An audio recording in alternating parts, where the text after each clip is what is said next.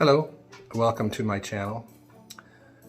This channel is dedicated to providing you information from my experience from L4, L5, L5-S1 spinal fusion surgery. My surgery is now 1 week in the rearview mirror and give you some insights to what I have experienced. There are a few things, like 2 or 3 things that I found that have helped me greatly in this process. So, give you my demographics. I'm a 61-year-old male, obviously, and I work in an office, not any kind of heavy lifting type situation, and I've had some sciatica pain for years, but when I say years, it may have been 2 or 3 or 4 times in a whole year. So it would go away and I wouldn't really think too much about it. And it would only last for maybe a few days. And then in November, I found that the shooting pain down my left buttocks and down my left leg was much more consistent and caused me to have to limp to get around when it was at its worst. I could stand for maybe 5 minutes and maybe walk 200 steps or so before having to sit down, and I realized that something had advanced from this problem that I was having.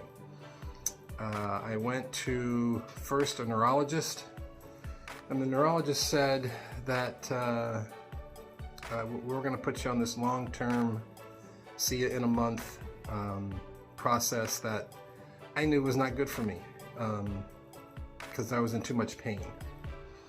Then I went to a recommended spine surgeon here in Maryland, and it was illuminating for sure.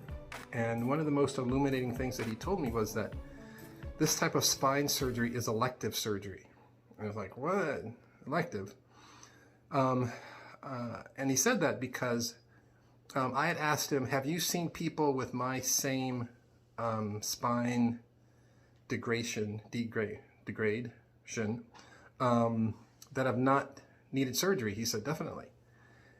But he's also seen people with my same situation that needed surgery, and he has seen people with my same situation who were in great pain, no pain, everything else. So it's all about the pain.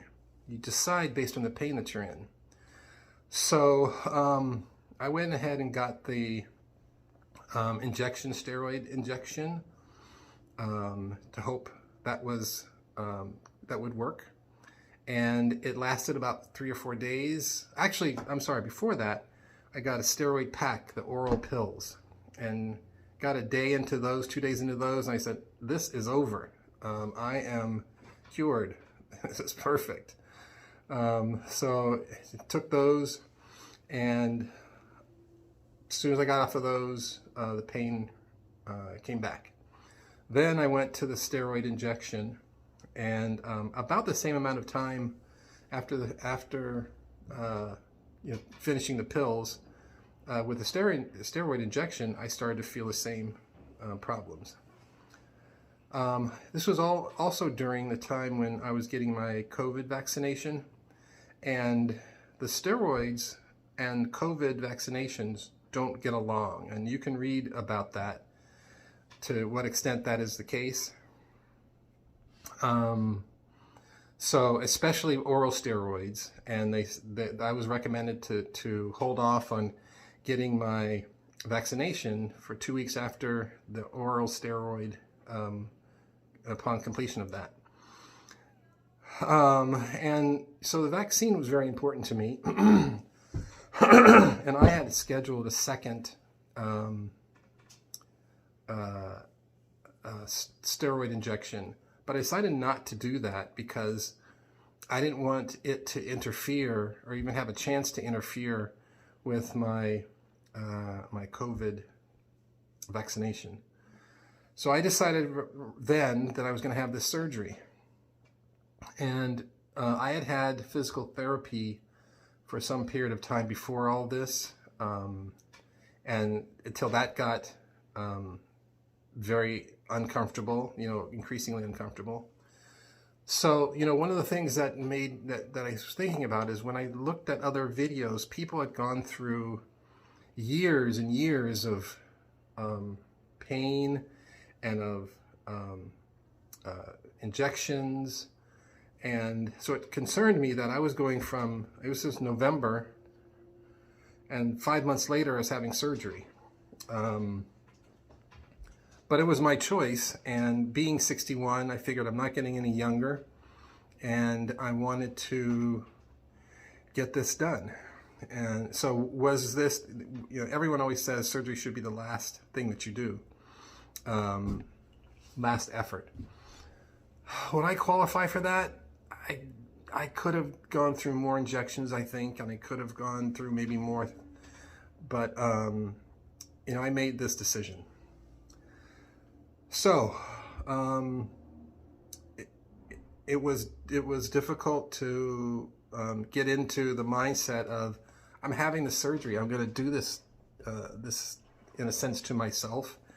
And as you all have probably seen, there are lots of varying stories on YouTube about this surgery, and there are days. This was my process. This is almost every day. I would go for a short walk of the dog. I'd say, I'm fine. There's no problem here. Why am I even considering doing this to myself?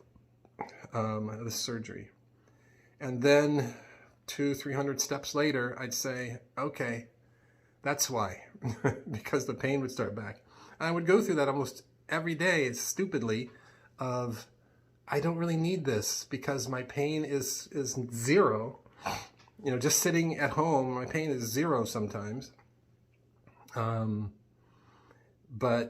any kind of standing, any type of activity, and I use that activity loosely because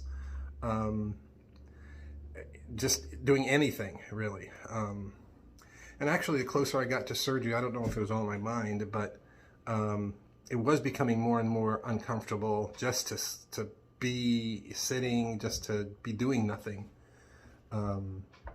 But I had to convince myself I'm doing this because of what I know is going on with my body, as opposed to the everyday, this is going to cause a problem for me. So, like my doctor said, this is an elective surgery because of pain, and because of the pain that I have, I decided to have that surgery. So that kind of gets us up to surgery, the surgery itself.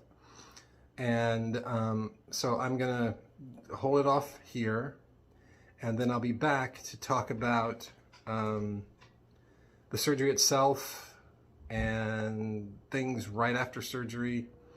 This may be I'm not sure how many videos we'll do here, but we'll start off with this one. But there are some things, as I mentioned before, that I found that really changed my rehab process immensely. And so we'll talk about those in a couple of videos too. Okay, thanks.